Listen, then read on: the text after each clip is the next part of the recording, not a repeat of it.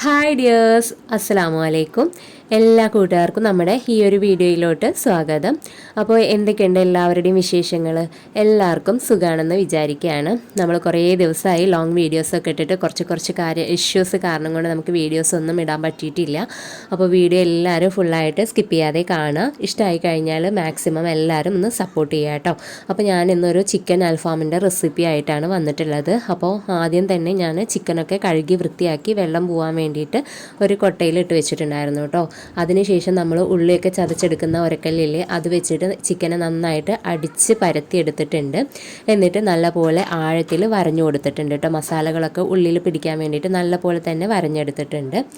അതിനുശേഷം നമുക്ക് അതിലോട്ട് പുരട്ടാൻ വേണ്ടിയിട്ട് കുറച്ച് മസാല ഉണ്ടാക്കണം. അതിനായിട്ട് ആദ്യം തന്നെ ഞാൻ 1 ടീസ്പൂണ് വെളുത്തുള്ളി പേസ്റ്റും 1 ടീസ്പൂണ് ഇഞ്ചി പേസ്റ്റ്, അരമുറി നാരങ്ങയുടെ നീരും 1/4 കപ്പ് തൈരും ആവശ്യത്തിന് ഉപ്പും ചേർത്തിട്ട് നന്നായിട്ട് മിക്സ് ചെയ്ത് എടുക്കുന്നുണ്ട് കേട്ടോ. നല്ലപോലെ ഇളക്കി മിക്സ് ചെയ്തതിന് ശേഷം നമ്മൾ വരഞ്ഞ് വെച്ച ചിക്കൻ പീസുകളൊക്കെ ഇതിലിട്ട് കൊടുത്തിട്ട് നല്ലപോലെ തന്നെ കൈ വെച്ചിട്ട് നമ്മൾ വരഞ്ഞിട്ടുണ്ടല്ലോ അതിൻ്റെ ഉള്ളിലൊക്കെ ഈ ഒരു മസാല എത്തുന്ന രീതിയിൽ കൈകൊണ്ട് നന്നായിട്ട് മിക്സ് ചെയ്തെടുക്കുക കേട്ടോ.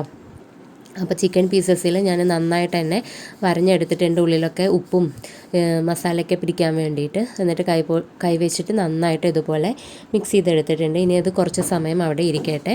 ഇനി അതിലോട്ട് വേറൊരു മസാല കൂടി നമുക്ക് അരച്ച് ചേർക്കാനുണ്ട്. അതിനായിട്ട് ഒരു 15 ചെറിയുള്ളി, 1 പിടി മല്ലിയില, ഒരു ചെറിയ തക്കാളി അരിഞ്ഞതും, പിന്നെ 2 ടീസ്പൂണ് മല്ലിപ്പൊടി,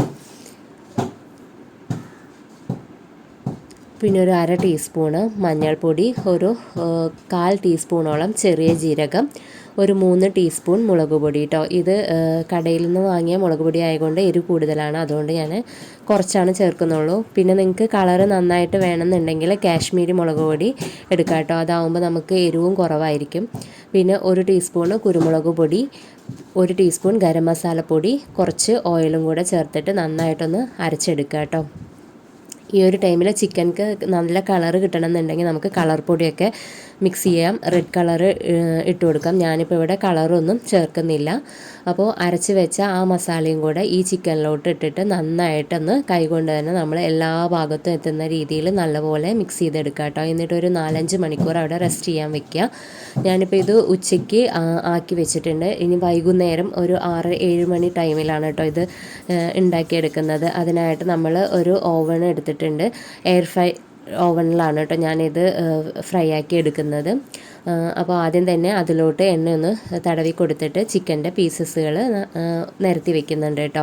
അപ്പോൾ ആദ്യം തന്നെ കുട്ടികൾക്ക് കൊടുക്കാൻ വേണ്ടിയിട്ട് ലെഗ് പീസാണ് വെച്ച് കൊടുക്കുന്നത്. എല്ലാ പീസും വെച്ച് കൊടുത്തതിന് ശേഷം നമുക്ക് അതിലോട്ട് വെച്ചിട്ട് ടൈമും സെറ്റ് ചെയ്യണം. ഇത് വേവാനുള്ള ആ ഒരു 150 ഡിഗ്രിയിൽ ഇട്ടിട്ട് ടൈം ഒരു 25 ഇതിൽ ഇട്ട് കൊടുത്തിട്ട് ഞാനത് ഓണാക്കി വെക്കുന്നുണ്ട് കേട്ടോ.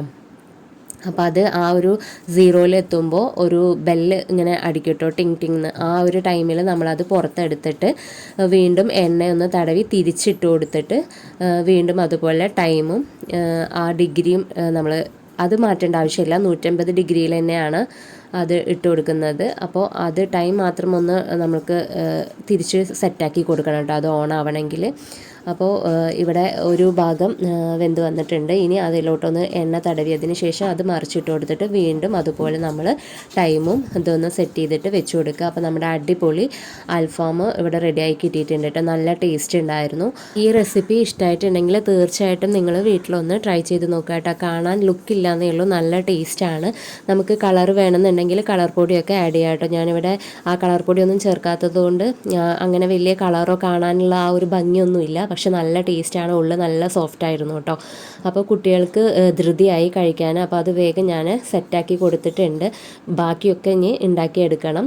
അപ്പോൾ ഇത്രയേ ഉള്ളൂ. എല്ലാവരും സപ്പോർട്ട് ചെയ്യാൻ മറക്കരുത്. സബ്സ്ക്രൈബ് ചെയ്യുക, ലൈക്ക് ചെയ്യുക, ഷെയർ ചെയ്യുക. ഇൻഷാ അല്ലാഹ് നമുക്ക് അടുത്തൊരു വീഡിയോയിൽ കാണാം. താങ്ക്